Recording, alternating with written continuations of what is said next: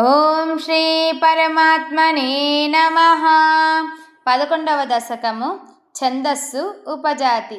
క్రమేణ సర్గే పరివర్ధమానే కదాపి దివ్యా సనకాదయస్తే భవద్విలోకాయ వికుంఠలోకం ప్రపేదిరే మారుతమందిరేష మనోజ్ఞనైశ్రేయసనకాననాద్యైః అనేకవాపి మణిమందిరైశ్చ అనోపమం తం భవతో నికేతం మునీశ్వరాః ప్రాపురతీతకక్ష్యాః భవద్దిదృక్షున్ భవనం వివక్షున్ ద్వాస్తౌ జయస్తాన్ విజయోప్యరుంధాం తేషాం చ చిత్తే పదమాపకోపః సర్వం భవత్ప్రేరణయైవ భూమన్ వైకుంఠలోకానుచితప్రచేష్టౌ కష్టౌ యువాం దైత్యగతిం భజేతం ఇతి ప్రసప్తౌ భవదాశయౌ తౌ హరిస్మృతిర్నోస్త్వితి నేమతుస్తాన్ తదేతదాజ్ఞాయ భవానవాప్తః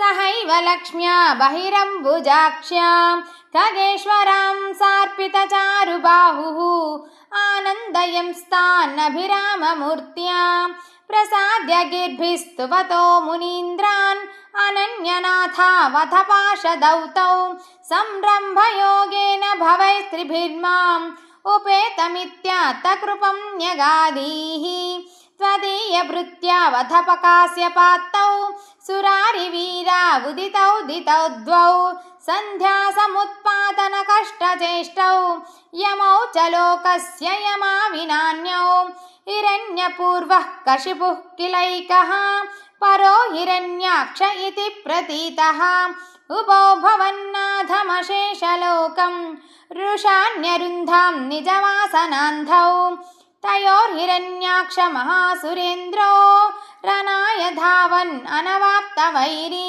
भवत्प्रियां क्ष्मां सलिले निमज्ज्य चचार गर्वाद् विनदन् गदावान् ततो जलेशात् सदृशं भवन्तं निस्सम्य बभ्राम गवेशयं स्वां भक्तैकदृक्सः कृपानिधे त्वं निरुन्धिरोगान् मरुदालयेश. श्रीहरये नमः.